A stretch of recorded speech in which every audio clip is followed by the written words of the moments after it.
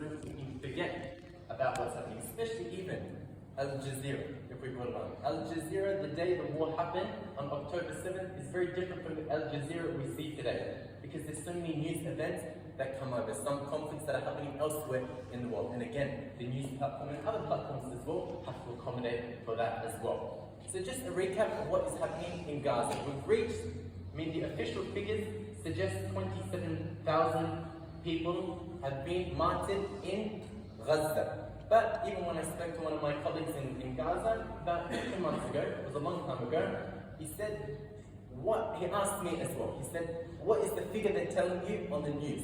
Because in Gaza they don't have those things that they can't check what the world is saying, because the platforms they're not allowed to use. So he said, what are the numbers they're saying? And I told him at that time, this is the number, I think at that time it was maybe 15,000 or 16,000. He said, look, don't believe them. He said, here we are in Gaza, and dead bodies are everywhere. We're traveling everywhere, we only see dead bodies. 16,000, 15,000 at that time, it's not that. So much more that are dead, and so many more that are underneath the rubble, and so much more at the moment is happening at the moment. Not only the hunger, people are starting to die from hunger. 3-4 months. Even one of our friends from Gaza, he came. And subhanAllah, in these 3-4 months we stayed, one time a month we had a shower. The families that, and this family, it had some money, but imagine the people, 80% of the people in Gaza, they don't even have any occupation anyway, they don't even have any food to start off with. The hunger is starting to kick in at the moment. Even the famine as well. Again, the famine, the hunger is hitting in, but the disease as well, because there's no sanitation. Everyone is gathered up at Al-Shifa hospital, they're all congregating there, and obviously the infection is going to spread. Again, what are the lessons we take from such a war that is happening? When Allah subhanahu wa ta'ala says in the Quran, وَلَوْلَا دَفْعُ اللَّهِ النَّاسَ بَعْضَهُم بِبَعْضٍ لَفَسَدَتِ الْأَرْضُ. That had Allah subhanahu wa ta'ala not brought together different forces, competing forces together, push one force to another, one group of people to another, لَفَسَدَتِ الْأَرْضُ. That the world would have been corrupt. And we see in every generation, every civilization, from the time of the Prophet sallallahu alaihi wasallam, before the Prophet sallallahu alaihi wasallam, after the Prophet sallallahu alaihi wasallam, every time we had the Romans, we also had the Persians as well. We had the Americans in the 20th century, but we also had the Soviets. In this day and age, yes, America is the hegemon in this world, but we also have other competing powers, Russia and China. Why? What is the hikmah? To keep those big powers into check, to make sure that we're all striving harder. Because if we're not, everyone's going to be lax. This whole thing that happened in Gaza, it was to shake the Muslim to say, wake up. Because before this incident, honestly, the Muslim Ummah, we had collapsed. We had forgotten Palestine completely, even in the Khalij when I came. And I studied in Kuwait for 1 year.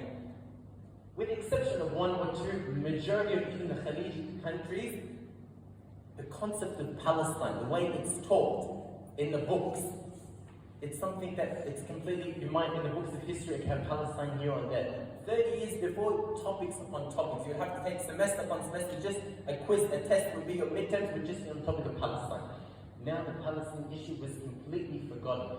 And if it was forgotten by the world, they were trying to make the Sha'b as well, the people as well, forget about the issue of Palestine. It was going to be something that was forgotten anyway.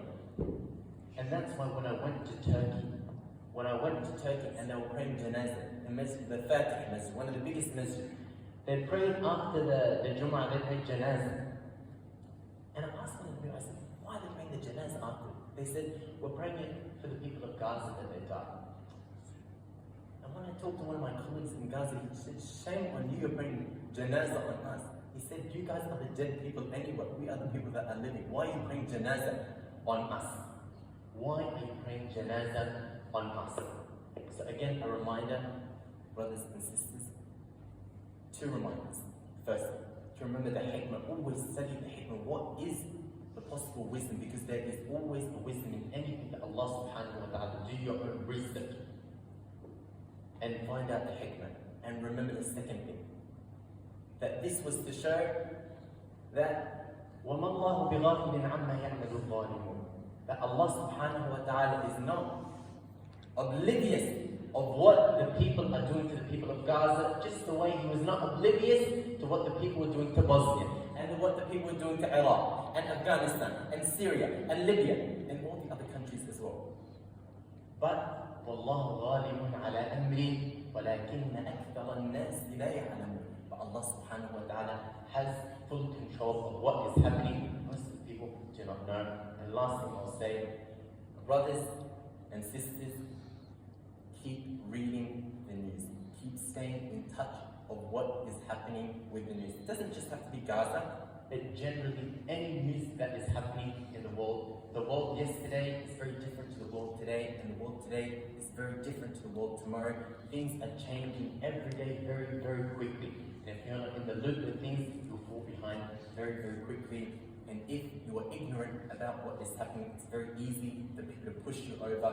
And one or two people might not be a bad thing for people to push over, but when the whole ummah is being pushed, that becomes a serious issue. And we ask ourselves, what news channels should we watch to stay informed of the truth? There's a lot of inaccurate things, there's a lot of biases, there's a lot of portrayals, there's a lot of narrative.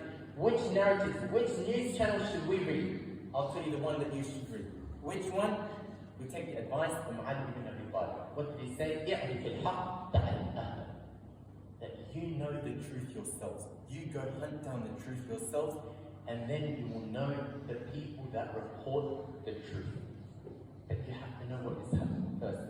When it comes to Gaza as well, you have to know what was the history of Palestine. What was the history of Palestine? What has been happening? What has especially been happening in the last 10 years?